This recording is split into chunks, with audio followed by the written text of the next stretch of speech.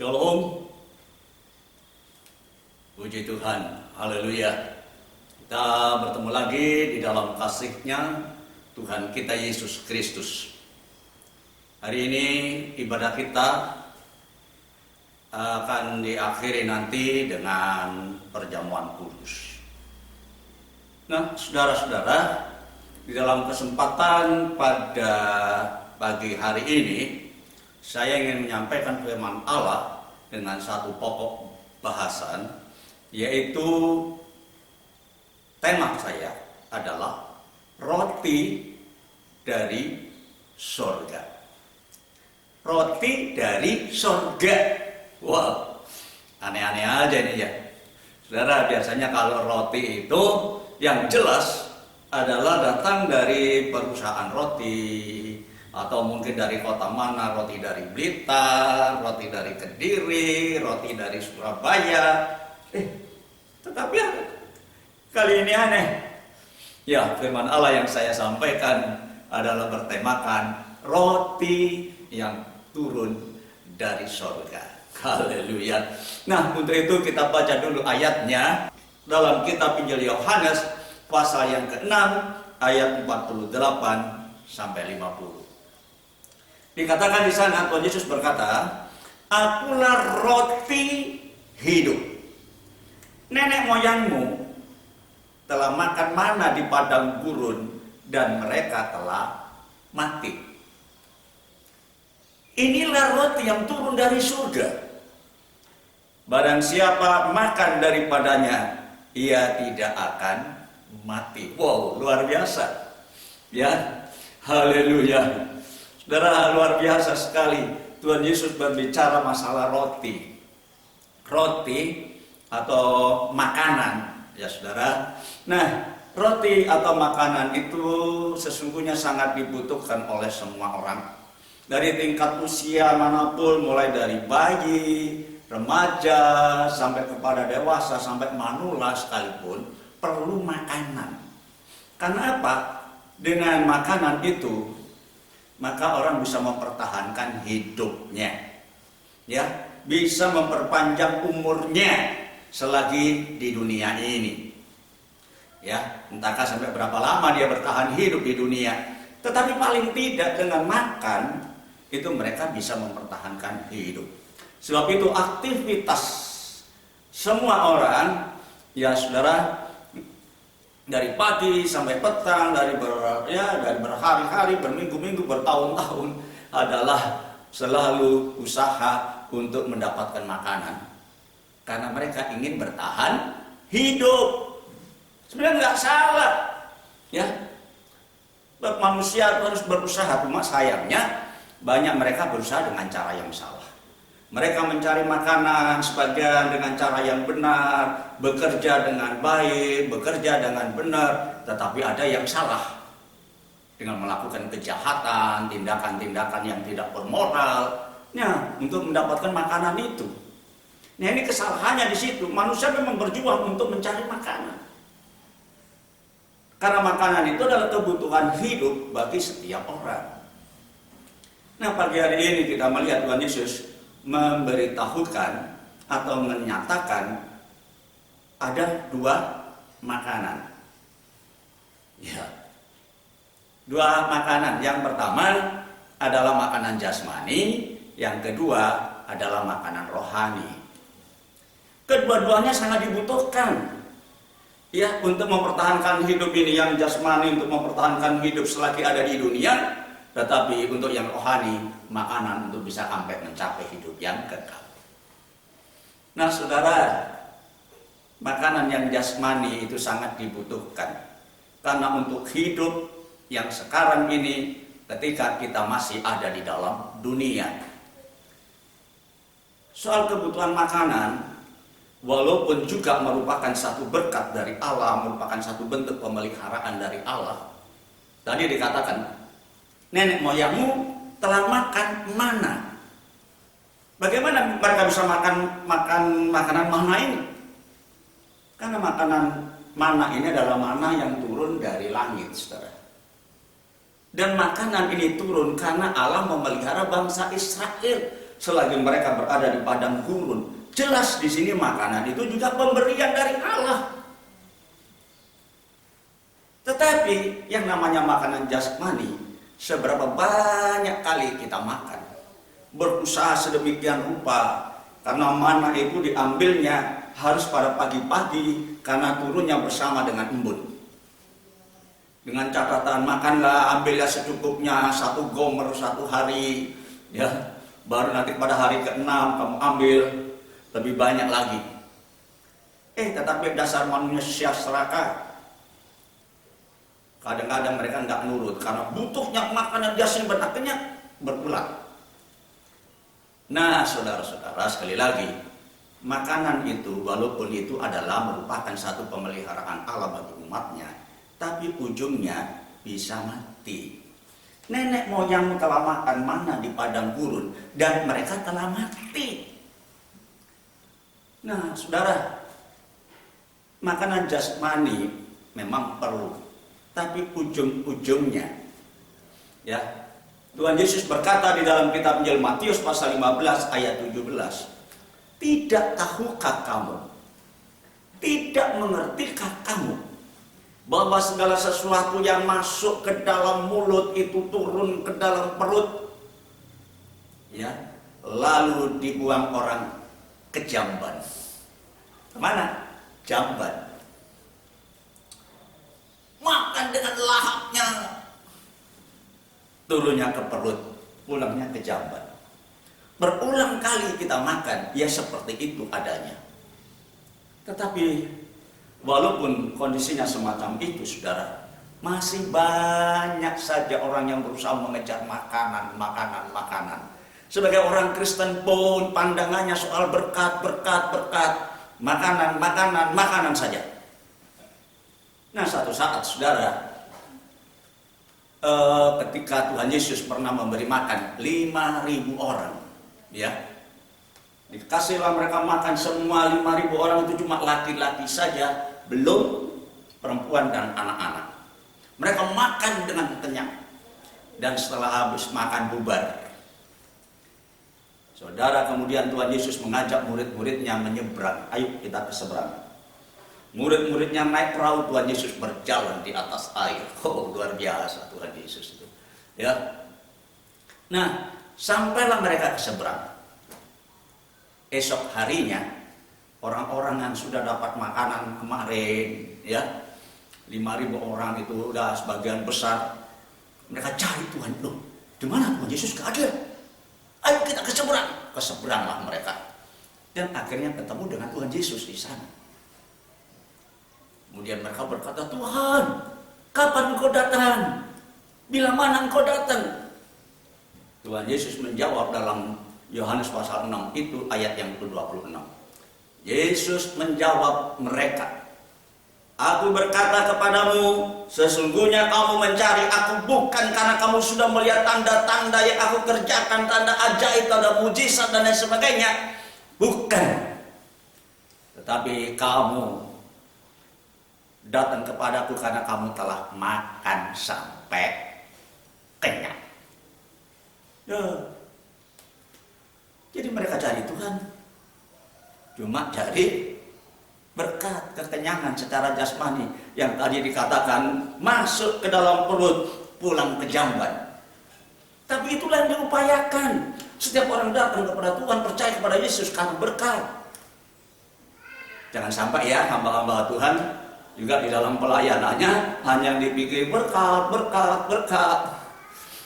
Ya, sehingga kalau nggak ada berkat, susah. Apalagi kalau ibadah online mungkin ya saudara ya.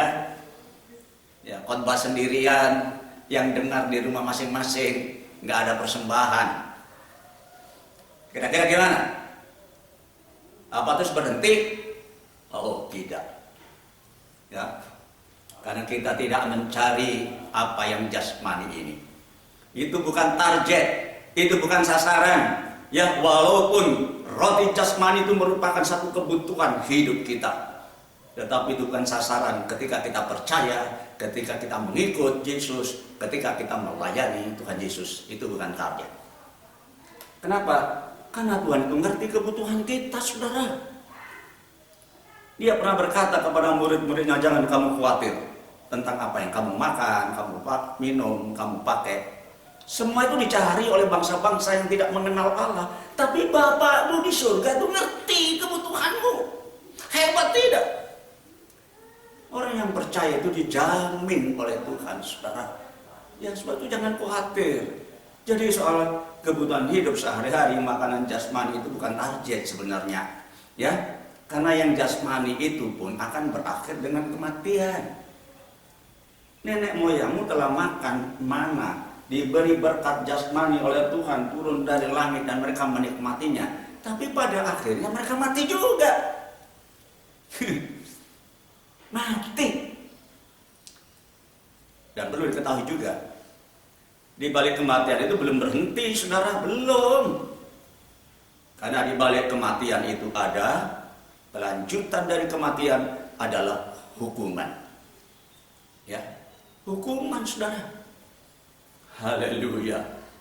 Sebab itu dikatakan dalam surat Ibrani pasal 9 ayat yang ke-27, dan sama seperti manusia sudah ditetapkan, sudah ditentukan, sudah dipastikan untuk mati.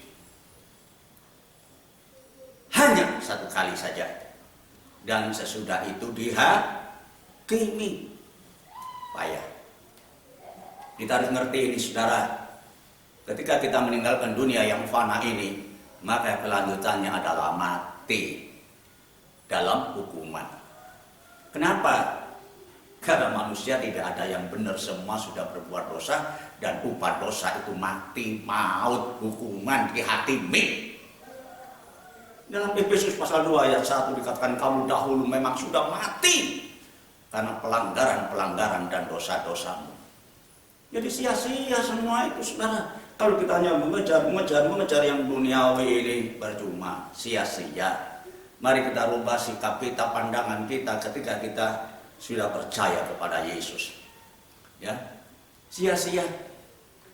Bersyukurlah Tuhan Yesus kemudian menawarkan sebuah roti yang satu lagi. Ya, seketul roti yang satu lagi.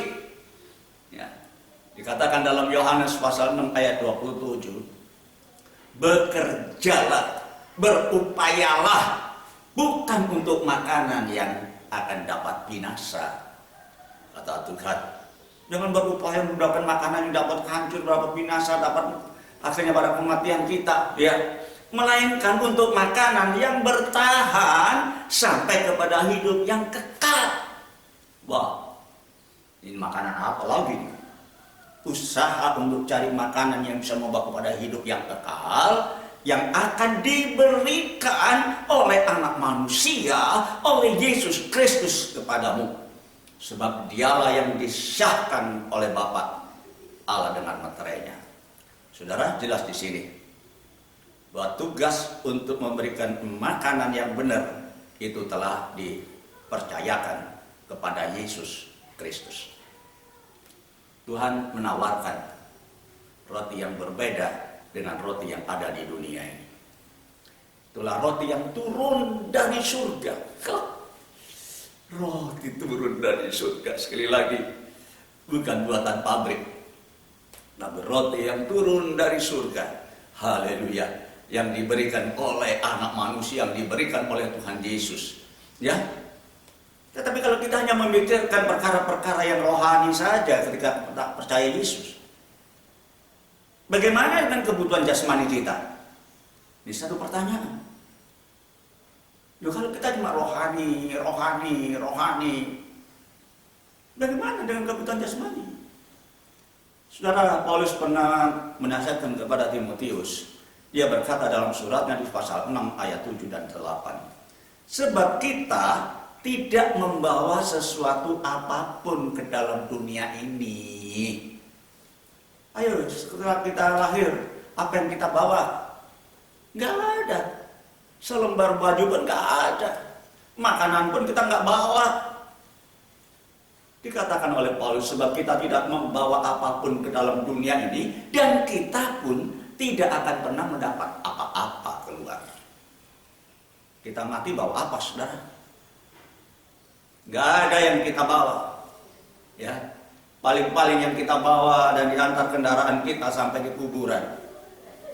Kita punya kendaraan yang mewah, tetapi paling-paling kita berangkatnya ke kuburan pakai L300 ambulans dengan suara yang nyaring, tulit tulit tulit tulit sampai ke makam.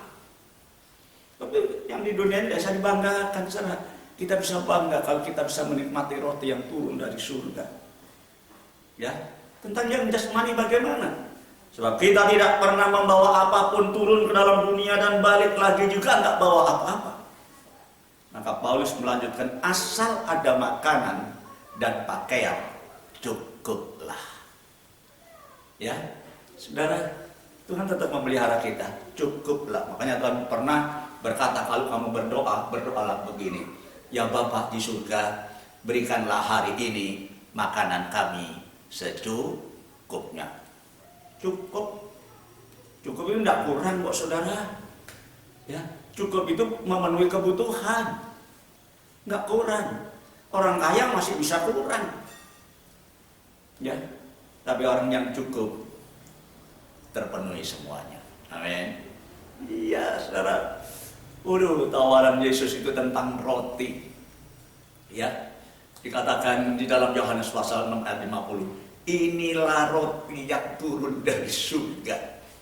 Barang siapa yang makan daripadanya, ia tidak akan pernah mati. Roti yang turun dari surga. Kira-kira modelnya kayak apa ya roti ini? Ya, mungkin kita bertanya, modelnya kayak apa ya? Kayak roti yang biasa kita makan sehari-hari, yang dapat dibeli dari toko, yang ada di etalase toko, kita beli dan kita makan, apa seperti itu? Saudara, Tuhan Yesus pernah mengatakan begini di dalam ayat 51 dari pasal 6 ini. Akulah roti hidup yang telah turun dari surga. Tuhan mengatakan, bekerjalah untuk roti yang tidak membawa kematian.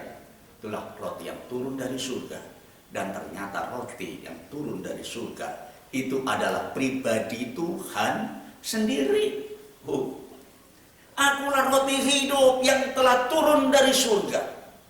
Jikalau seorang makan dari roti ini, ia akan hidup selama-lamanya. Dan roti yang kuberikan itu ialah dagingku, hidupku, yang akan kuberikan untuk hidup dunia ini. Saudara, yang dimaksudkan roti ini bukan roti-roti buatan manusia. Ternyata dirinya Yesus sendiri itu digambarkan sebagai roti untuk bisa dinikmati ketika orang itu percaya. Berjuanglah, berusahalah, bekerjalah untuk roti yang tidak membawa kita binasa. Itulah roti yang turun dari surga. Ternyata adalah pribadi Tuhan sendiri. Haleluya. Saudara, bagaimana caranya? Apakah kita kemudian akan makan roti, kita bunuh Tuhan, kita makan dagingnya? Bukan. Tuhan tidak memberikan kita kesempatan menjadi seorang kanibal. Ya.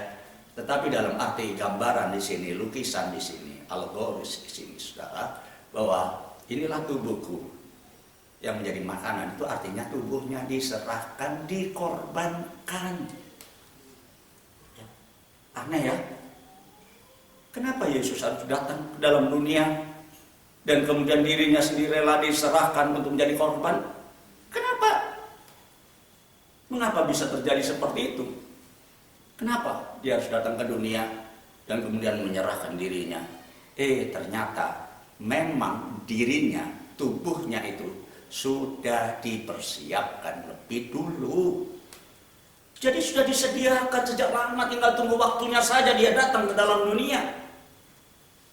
Ya, di dalam Ibrani pasal 10 ayat 5 dikatakan di sana, karena itu ketika ia masuk ke dunia ini, ia berkata, korban dan persembahan tidak engkau kehendaki, tetapi engkau telah menyediakan, telah mempersiapkan tubuh itu bagiku. Jadi saudara, pertolongan terjadi ketika tubuh itu menjadi satu kenyataan yang bisa dinikmati oleh banyak orang. Tubuh itu sudah disediakan sejak zaman dulu. Mulai kapan? Sejak di Taman Eden, tubuh itu sudah disiapkan. Ketika manusia digagalkan oleh setan, si ular itu, akhirnya dia makan buah pohon yang tidak boleh dimakan. Maka ular berkata, maka Allah berfirman kepada ular, ular, aku akan mengadakan persatuan antara benihmu dengan benih manusia. Engkau akan mematuk tumitnya, tetapi benih manusia itu akan menghancurkan engkau. Sudah satu nubuatan, persiapan sudah disediakan untuk aku akan mengadakan persatuan. Dan ketika manusia jatuh dalam dosa, dan ketika Allah memanggilnya, Adam, Adam, di mana kau? Aku di sini. Aku takutkan, aku telanjang. Oi, kenapa kau bisa telanjang? Karena aku sudah makan buah pohon ini. Allah itu sebenarnya sudah tahu, saudara. Tapi menuntut kejujuran manusia itu ketika ditanya, Tuhan Allah sudah tahu di mana dia ada. Tuhan mengerti juga bagaimana keberadaannya. Tapi Tuhan ingin menuntut kejujuran manusia. Di mana kau? Kenapa kau makan bayi ini? Perempuan itu. Nah, mulai menyalahkan yang lain. Perempuan ditanya, kenapa kau makan ini? Ular itu. Terus beruntun. Tidak mengakui kesalahannya sendiri. Tetapi paling tidak kita lihat di sini bahwa tubuh itu sudah disiapkan sejak dulu. Ketika manusia jatuh dalam dosa dan dia tahu telanjang, maka dia menutupi ketelanjangannya itu dari daun pohon ara. Disematnya dijadikan cawat, menutupi ketelanjangannya. Tapi beberapa hari kemudian daun itu kering, rontok, telanjang lagi, semat lagi, rontok lagi, telanjang lagi. Bagaimana solusinya? Allah menyediakan pakaian untuk manusia itu dari kulit. Dipakaikan kepada manusia untuk menutupi ketelanjangannya, pakaian dari kulit domba. Itulah yang pertama kali terjadi di Eden. Bagaimana caranya kulit itu bisa didapatkan? Dengan adanya domba yang dikorbankan. Dipotong, disembelih, diambil kulitnya, digunakan untuk menutup aurat daripada manusia. Allah sudah menyediakan korban sejak di Taman Eden. Dan itu pun terus berlangsung sampai kemudian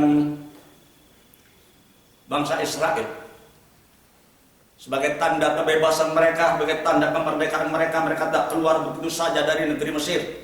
Dalam Keluaran pasal 12, ya, di dalam Keluaran pasal 12 di situ dikatakan mereka harus menyediakan anak domba yang tidak ada cacat dan celahnya, yang harus dikorbankan sebagai anak domba Paskah. Setelah itu dikerjakan, baru mereka boleh lolos keluar dari negeri Mesir menuju ke Kanaan. Luar biasa. Nubuatan itu, saudara, Tuhan Yesus sudah dipersiapkan sebagai jalan kelepasan. Ya, akulah roti yang turun dari surga. Barang siapa yang makan dari roti yang kuberikan kepadanya, dia tidak akan pernah mati selama-lamanya, tetapi memperoleh hidup yang kekal. Haleluya. Haleluya. Dan saudara, kapan tubuh yang disediakan itu menjadi kenyataan? Memang tubuh Yesus sudah dipersiapkan. Kapan kenyataannya? Dalam Galati pasal 4 ayat 4 dituliskan di sana, tetapi setelah genap waktunya, setelah tiba saatnya, maka Allah mengutus anaknya yang lahir dari seorang perempuan dan takluk kepada hukum Taurat. Itulah peristiwa Natal, saudara ya. Setelah genap waktunya. Jadi Allah itu bekerja tepat dengan waktu, sesuai dengan waktu yang ditentukan. Enggak asal kerja. Nah, itulah sebabnya setelah selesai, Tuhan Yesus datang sebagai roti yang sudah dipersiapkan itu, turun dari surga. Haleluya. Supaya apa, saudara? Supaya siapapun yang menikmatinya memperoleh hidup yang kekal seperti yang dikatakannya. Ya, tadi dikatakan, akulah roti hidup yang telah turun dari surga. Jikalau seorang makan dari roti ini, ia akan hidup selama-lamanya. Dan roti yang kuberikan itu adalah diriku, dagingku, yang akan kuberikan untuk hidup dunia ini. Luar biasa, saudara. Tuhan menyediakan dirinya, ya, dan tinggal kita atau siapapun yang mengerti ini mau menerima tidak, ya. Jadi syaratnya yang menerima, tubuh itu bukan hanya disediakan tetapi juga diserahkan, ya. Nah, diserahkan kepada siapa? Ya, memang Tuhan mengatakan untuk semua dunia, seisi dunia ini.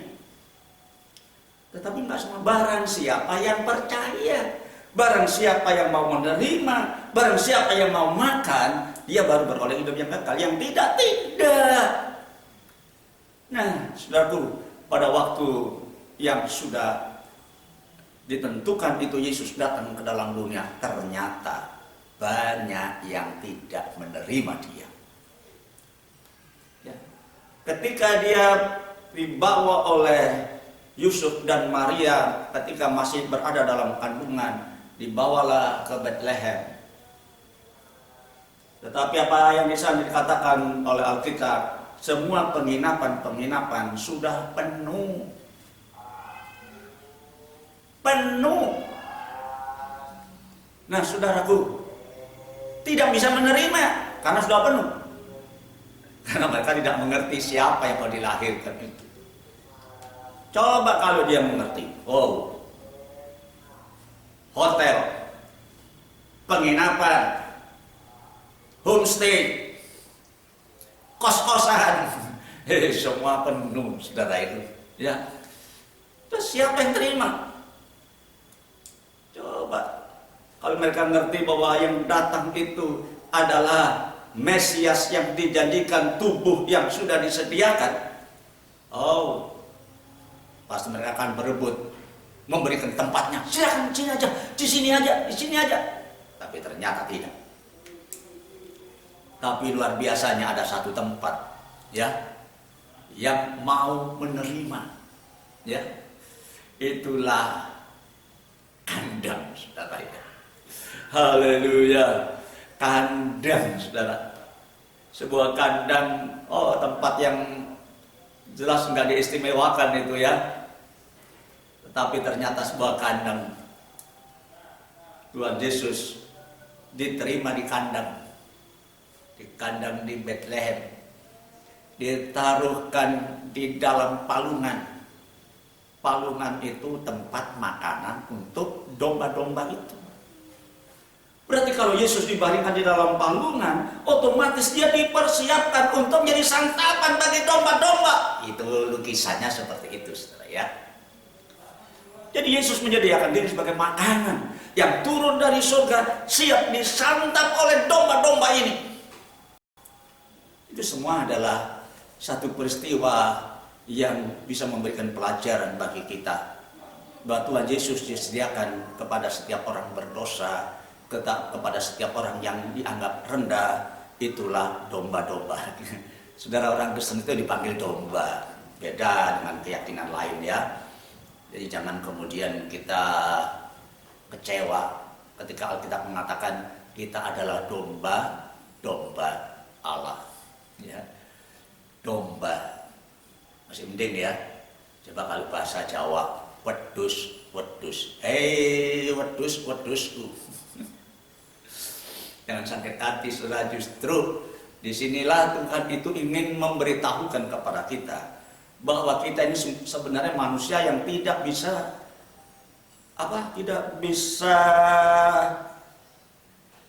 untuk bisa berusaha, lemah lah istilahnya itu. Kalau boleh dikatakan kasarnya itu bodoh. Coba bayangkan kalau saudara pernah melihat sirkus. Gajah dipakai, kuda dipakai, monyet dipakai, lumba-lumba dipakai, tapi belum pernah pemain sirkus itu menggunakan domba. Karena domba itu tidak bisa dilatih. Ya, domba itu bodoh. Sebab itu tidak dipakai di dalam permainan sirkus. Tapi Tuhan Yesus datang justru mencari domba-domba yang sesat. Bersyukurlah Tuhan Yesus datang ke dalam dunia ini dan menempatkan diri di dalam palungan supaya domba-domba itu dapat menikmatinya. Haleluya. Mari kita, kalau kita sendiri kira-kira yang dituju oleh Tuhan, mari kita nikmati makanan surgawi. Itulah tubuhnya Tuhan kita Yesus Kristus. Dengan cara bagaimana? Dengan cara menghargai firman-Nya. Tuhan Yesus sudah tidak ada lagi di dalam dunia ini. Secara fisik dia sudah tidak ada. Tetapi dia ada di antara kita itu melalui firman-Nya. Mari kita hargai firman-Nya. Karena Matius pasal 4 ayat 4 mengatakan bahwa manusia hidup bukan hanya oleh roti saja, tetapi oleh setiap perkataan yang keluar dari mulut Allah. Haleluya. Ya. Kita hargai firman-Nya. Ya. Bukan makanan jasmani ini yang kita cari ketika kita percaya Tuhan, tapi kita percaya Tuhan dan kita hargai firman-Nya. Kita cari firman-Nya, saudara. Ya. Kenapa kita harus berusaha memperhatikan, mencari firman? Karena firman itu adalah pribadi Tuhan sendiri. Dikatakan bahwa firman itu telah menjadi manusia dan tinggal di antara kita. Dan kita telah melihat kemuliaannya seperti kemuliaan anak tunggal Bapa. Saudara, jadi bagaimana makanan yang turun dari surga, roti yang turun dari surga, itu ternyata untuk saat-saat sekarang ini adalah firman Allah. Ada dua makanan yang ditampilkan. Satu makanan jasmani yang memenuhi perut pulang ke jamban. Tetapi makanan rohani itulah firman Allah yang akan mengisi hidup kita sampai kita masuk dalam kehidupan yang kekal. Haleluya. Saudara, itulah sebabnya ketika Tuhan Yesus sebelum meninggalkan murid-muridnya, sebelum dia mati di atas kayu salib, dia telah mengadakan pertemuan dengan murid-muridnya. Sementara pertemuan dia mengambil roti dan mecah-mecahkannya. Ya, dalam Lukas pasal 22 di situ dikatakan, lalu Yesus mengambil roti, mengucap syukur dan memecah-mecahkannya dan memberikan kepada murid-muridnya ini. Dan katanya, inilah tubuhku yang diserahkan bagi kamu. Perbuatlah ini menjadi peringatan akan aku. Demikian pula dibuatnya dengan cawan sesudah makan. Ia berkata, cawan ini adalah perjanjian baru yang dimeteraikan. Ya, perjanjian baru oleh darahku yang ditumpahkan bagi kamu. Jadi secara tubuh Kristus itu menjadi kehidupan kita. Sebab itu dikatakan, perbuatlah ini untuk menjadi peringatan akan aku. Makanya gereja-gereja mengadakan setiap bulan sekali perjamuan kudus. Ataupun paling ada juga malah setiap minggu mengadakan perjamuan kudus. Karena ingin selalu mengenang roti yang turun dari surga. Haleluya. Mari kita bersyukur. Oleh karena anugerahnya kita hargai kehadiran Tuhan sebagai roti yang turun dari surga. Sediakan diri untuk setiap kali datang beribadah mendengar firman Allah dengan cara apapun. Untuk yang saat sekarang ini dengan cara online, oke, ikuti. Yang penting kita bisa menikmati firman-Nya roti yang turun dari surga. Soal kebutuhan hidup kita itu nomor 2, karena Bapa di surga ngerti kebutuhan kita. Ya, mari kita hargai. Dan kalau hari ini sebentar kita akan makan dan minum tubuh dan darahnya Yesus, untuk kembali mengingat tentang pengorbanan Yesus yang turun sebagai roti dari surga demi kehidupan kita. Ya, marilah kita jangan sia-siakan kesempatan saudara selagi kita masih ada di dunia ini. Selagi kita masih bisa menikmati kebenaran firman Allah, gunakan. Jangan sering-sering alpa, meninggalkan pertemuan ibadah kita seperti kebanyakan orang, kata surat Ibrani ini. Ya, jangan membiasakan diri meninggalkan perhimpunan bersama. Ya, tetapi mari kita saling mendekatkan diri. Dan hari ini, kalau kita bisa bersama-sama bertemu, walaupun hanya lewat udara, ya, tetapi saya percaya berkat Tuhan tetap nyata. Ya, Tuhan tidak kehilangan akal untuk memberikan berkat-Nya ketika kita menghargai firman-Nya. Haleluya. Ya, Tuhan memberkati kita semua pada kesempatan pagi hari ini. Amin. Tuhan memberkati.